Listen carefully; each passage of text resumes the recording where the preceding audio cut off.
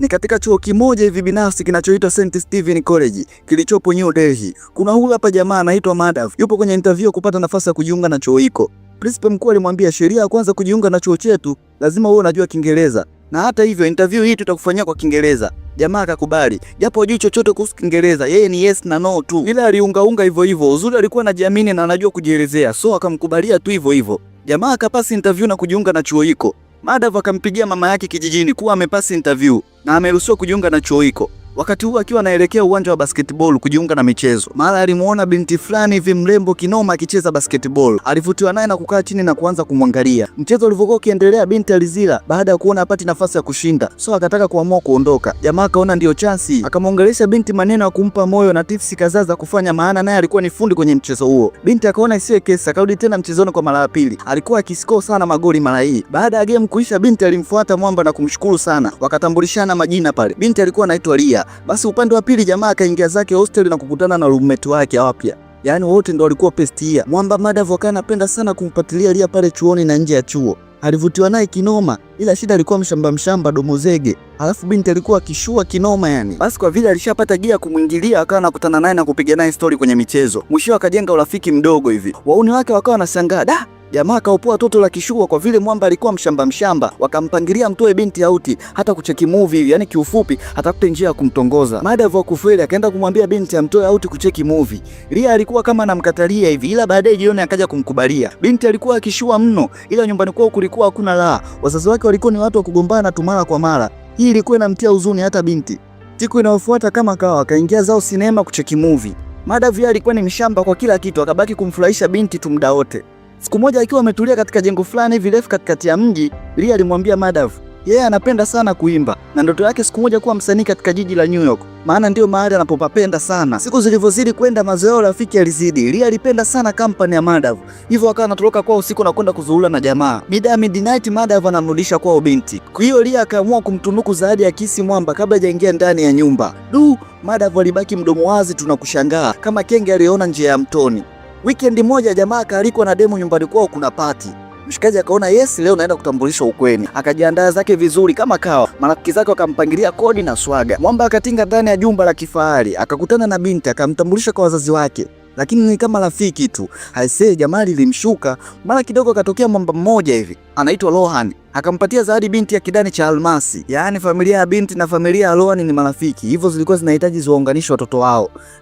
Jamaa leo limuuma kinoma kuona kitendo kile. Baadaye akamuita binti pembeni na kumweleza kwani yeye anamchukuliaje, haoni kama anampenda. Ria akamjibu bado hayuko tayari kuwa na mahusiano na yeye, ila watakuwa zaidi ya marafiki, yaani nusu ya uchumba. Madhav akakubali. Alivyorudi chuoni akahadisia marafiki zake kila kitu, kwamba binti amemfanya awe mchumba wake, yaani sio uchumba kamili bali ni uchumba nusu tu. Rafiki mmoja kati yao ambaye alikuwa anajielewa kinoma akamwambia Madhav basi achana na huyo binti, kwanza yeye ni maskini na huyo Rohan alimvesha binti cheni ni wakishua mwenzake, so vyovyote vile lazima atakupiga bao. Jamaa akamjibu mimi nishampenda binti, siwezi kumwacha. Rafiki yake naye akamwambia basi kujihakikishia kuwa binti anaweza kuwa ni wako, mlete dem ghetto. Madhav akajibu sawa, nitawaonesha. Siku ya pili Madhav akiwa na binti Ria mazoezini, Ria alijisikia kuchoka na kuhitaji kupumzika, maana baadaye jioni na kipindi, so arudi home mara moja. Madhav akaona yes ndio bahati, akamshawishi binti akapumzika kwenye geto yake hosteli. Baadaye awaye iko kipindi. Ria akakubali. Madhav akamchukua binti akamuingiza geto ambapo kilikuwa ni chumba cha hosteli. Wakati huo marafiki zake hawapo.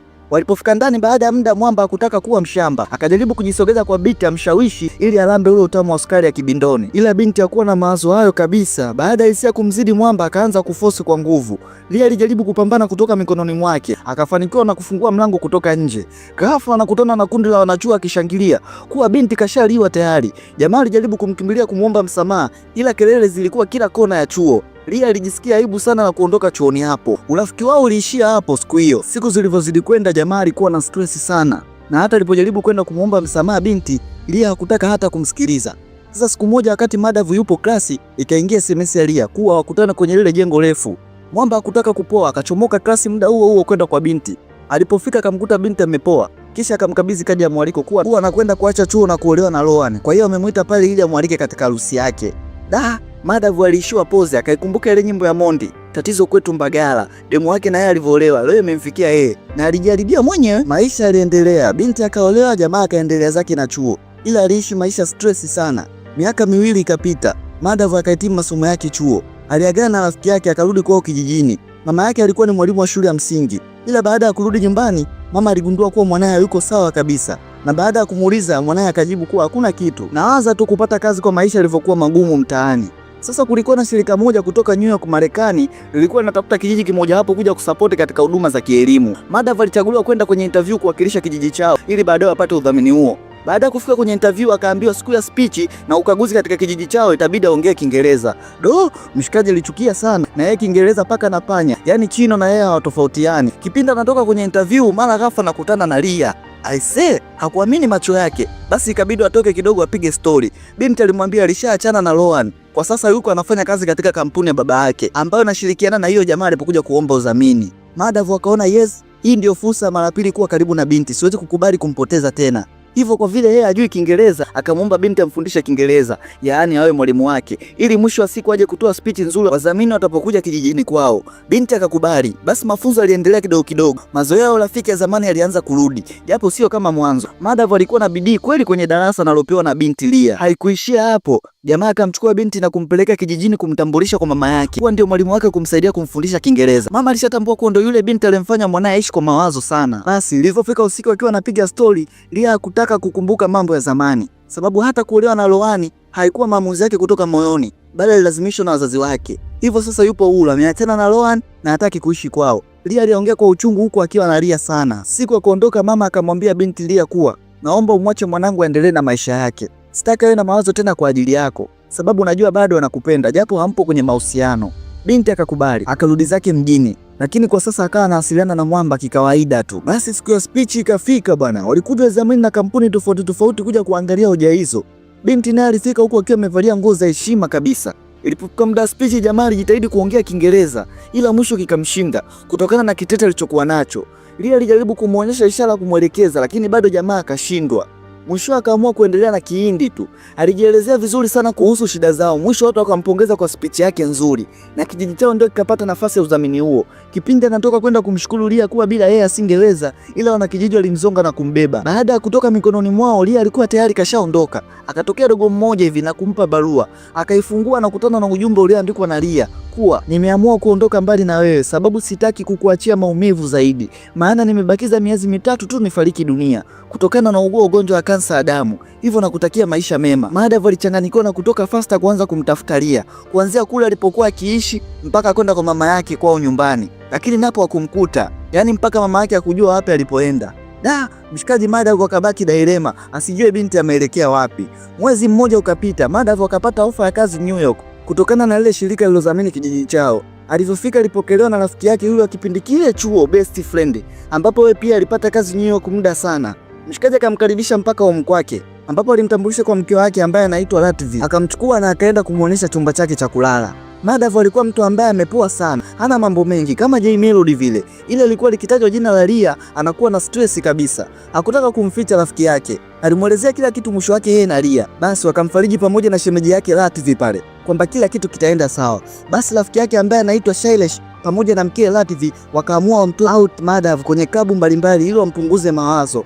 Madav ndipo akakumbuka kuwa binti alisema napenda sana siku moja awe mwimbaji mzuri katika jiji la New York. Hapo ndipo ikaja idea huenda binti atakuwa ndani ya jiji hilo. So akaanza kumtafuta sehemu mbalimbali ambapo wanapatikana waimbaji. Kila anapomaliza kazi ofisini, basi anahangaika kumtafuta kwenye baa, klabu, mitaani. Akawa anaulizia mpaka wahudumu wa klabu kama wanamfahamu binti Lia, lakini bado ikawa patupu. So jamaa ikawa muda wote ni pombe tu, kulewa ili kumsahau binti. Rafiki yake aliona hili, hivyo akaandaa plani yeye pamoja na mkewe. Wakamtambulisha kwa binti mmoja hivi ambaye anaitwa Anshika. Kisha akaacha wawili hao waendelee kujuana. Stori zilinoga kati ya Madav na Anshika sababu wote walikuwa ni majeruhi wa mapenzi. Mara kidogo kati stori zinaendelea, akatokea mhudumu na kumwambia Madav kuna binti wa Kihindi anaimba katika baa fulani. Jamaa baada ya kusikia hivyo alitoka na kutaka kwenda. Rafiki yake akawa anajaribu kumzuia, lakini jamaa akawa mbishi. Shailesh akawa anajaribu kumwambia aachane na huyo mwanamke, ataenda kumtesa moyo wake tu. Amemuunganisha yeye na Anshika ili ikiwezekana atuane mawazo, ikiwezekana waingie kwenye mahusiano kabisa. Madav alikuwa kama simba aliona nyama ya swala. Hakutaka kusikiliza, akaondoka eneo hilo. Huku akikumbuka hata mama yake alishindwa kumzuia kuja New York sababu alijua anakuja kumtafuta binti. Madav hakumsikiliza hata mama yake licha kumwambia asiondoke. In short jamaa alikuwa msikilizi mtu. Madav akafika moja kwa moja ndani ya klabu aliambiwa, lakini akamkuta binti sie. Mwisho wake alianzisha vurugu na akapelekwa kituo cha polisi. Asubuhi rafiki yake alikuja kumtoa na baadaye Madav aliomba msamaha kwa rafiki yake. na kuahidi kumsahau Lia, sababu atakuwa tayari ameshafariki, maana miezi mitatu ilishapita. So jamaa akaanza lifestyle mpya na kuwa busy na kazi, huku mazoea kati yake na binti Anshika alizidi kukua siku hadi siku. Kiufupi, Anshika tayari alishaanza kumpenda Madhav. Maisha yakaendelea huku Madhav akiwa na mpango wa kurudi kufanyia kazi nchini kwao. Sasa siku moja Madhav aliporudi nyumbani usiku, ilikuwa ni Christmas, akakuta rafiki yake, shemeji yake pamoja na Anshika wamemwandalia party. Wakaanza enjoy pale, mara wakawasha TV na kuziangalia rekodi zao za mwaka. Sasa kuna rekodi moja ilikuwa inamuonyesha Anshika akiwa anaelezea hisia zake kwa Madhav. Huku nyuma ilikuwa ni stage, kuna mwanamuziki anaperform ambaye alikuwa ni Lia. I say moyo ulimshtuka sana Madhav. Rafiki yake naye aliona hili, ila wengine hawakuelewa chochote sababu hawamjui Lia. Madhav akaingia zake chumbani, Anshika akamfuata na kuziweka hisia zake zote wazi kwake. Ila jamaa alimwambia kitu kimoja tu, nielekeze mahali uliporekodi video hiyo. Anshika akakashaelewa tayari hakutaka kupinga, sababu kashajua kuwa yeye ni fungu la kukosa, akamuelekeza. Jamaa akulaza damu akatoka faster kwa vile ilikuwa tayari ni usiku sana, hivyo akakosa taxi na hata train alikuwa kashachelewa. So akaamua kwenda kwa miguu akikimbia ili amwahi binti Lia. Hakujali umbali wa kutoka Mbezi mpaka Posta. Alipofika mlangoni akazuiliwa na mlinzi kuwa muda umeisha, ila alimuomba sana mpaka akakubaliwa kuingia ndani. Alikuwa ni Lia mwenyewe kabisa. Binti aliona aibu kwa alivyomtoroka jamaa. Ila mwamba hakuwa na noma, wakakumbatiana na kupeana makisi mazito. Haikuishia hapo, wakapeana mpaka tunda la Adamu na Hawa utamu kitandani. Madhav akarudi nyumbani na Lia. Mama naye alikubali yote na kumkubali mkwe wake pia, na tayari walishapata kitoto chao cha kike kizuri. Huu ndo ukawa mwisho wa love story nzuri inayoitwa Half Girlfriend. Naitwa Chandidola Ghost Hard Vocal. Usisahau kunifollow, like, share, comment na kusubscribe ili kuendelea kupata best recap ndani ya EY Movies.